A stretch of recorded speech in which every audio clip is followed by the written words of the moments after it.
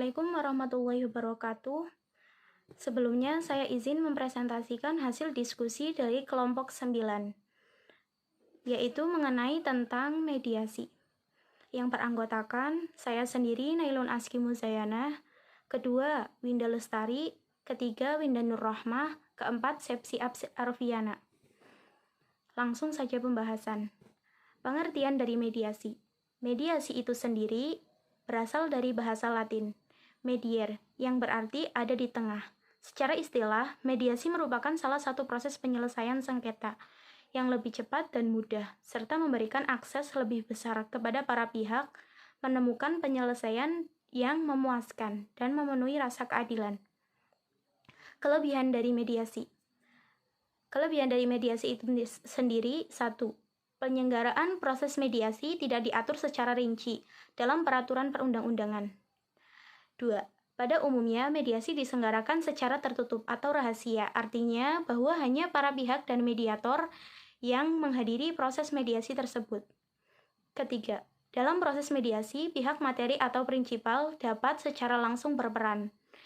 Keempat, para pihak melalui proses mediasi dapat membahas berbagai aspek atau sisi dari perselisihan mereka. Kelima, sesuai sifat yang konsensual atau mufakat atau kolaboratif, mediasi dapat menghasilkan penyelesaian masing-masing dari para pihak. Saya Sepsi Arfiana akan menjelaskan tentang kelemahan dalam mediasi. Yang pertama, bahwa mediasi hanya dapat diselenggarakan secara efektif jika para pihak memiliki kemauan atau keinginan untuk menyelesaikan sengketa secara konsensus. Jika hanya satu pihak saja, maka mediasi tidak akan pernah terjadi. Yang kedua, pihak yang tidak beretikat baik dapat memanfaatkan waktu proses mediasi sebagai taktik untuk mengulur-ngulur waktu penyelesaian sengketa. Misalnya, tidak memenuhi jadwal pertemuan mediasi. Yang ketiga, beberapa jenis kasus mungkin tidak dapat dimediasi, terutama kasus-kasus yang bersifat ideologis dan nilai dasar yang tidak menyediakan ruang bagi pihak untuk melakukan kompromi-kompromi.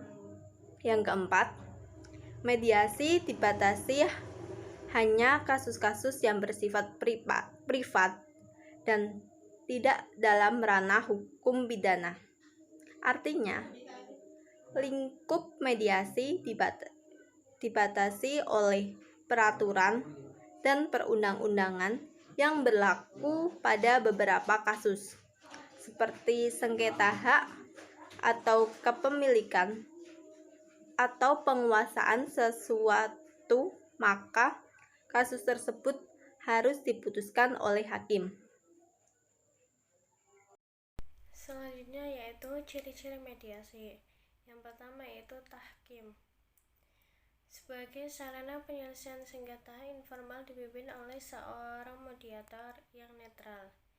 Jadi para pihaknya yang menentukan atau menunjukkan seorang yang menjadi mediator sesuai kesepakatan. Hakam yang ditunjuk tidak terbatas, tidak hanya satu tetapi bahkan lebih dari satu. Yang kedua yaitu hakam bertugas membantu para pihak untuk membuat persetujuan dalam upaya tertib dan lancarnya mediasi. Maka hakam seharusnya terlebih dahulu menentukan waktu dan penyiapan tempat dalam rangka menentukan pertemuan, menyusun dengan proposal persetujuan setelah memperoleh data dan informasi.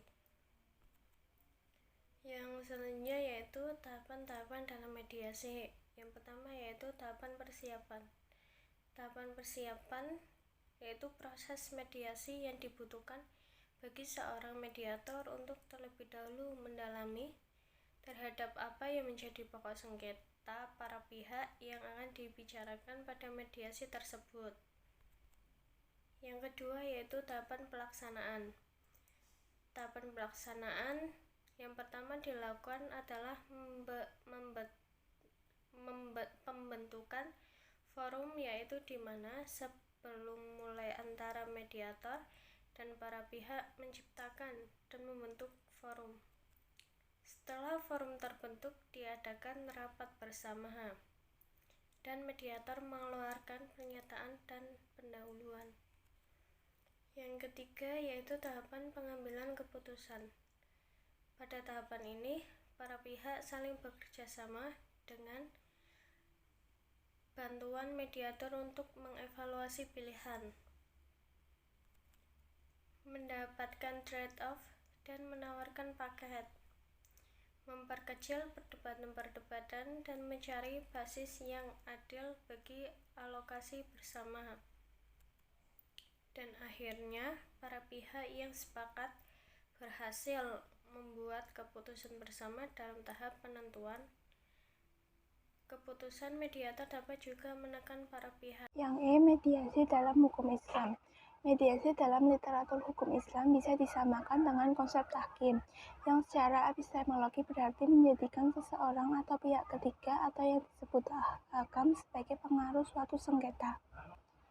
Tahkim dalam terminologi fikih ialah adanya dua orang atau lebih yang meminta orang lain agar diputuskan perselisihan yang terjadi di antara mereka dengan hukum syar'i. Tahkim dikenal juga khususnya dalam persoalan hubungan rumah tangga. Kasus yang secara jelas disarankan mekanisme tahkim adalah syikok. Konflik antara suami istri. Syikok ini terjadi akibat nusyuz, baik yang dilakukan oleh pihak suami atau pihak istri. Apabila konflik suami istri telah mengakibatkan terjadinya kekerasan, maka tahkim mekanisme penyelesaiannya.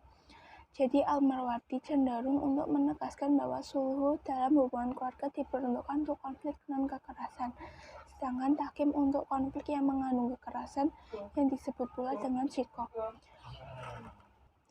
Untuk konflik persengketaan dalam keluarga atau rumah tangga telah dijelaskan dalam proses penyelesaian persengketaannya terdapat dalam Quran Surat An-Nisa ayat 35, yang artinya, dan jika kamu khawatirkan ada persengketaan antara keluarga, maka kirimlah seorang hakam dari keluarga laki-laki dan seorang hakam dari keluarga perempuan.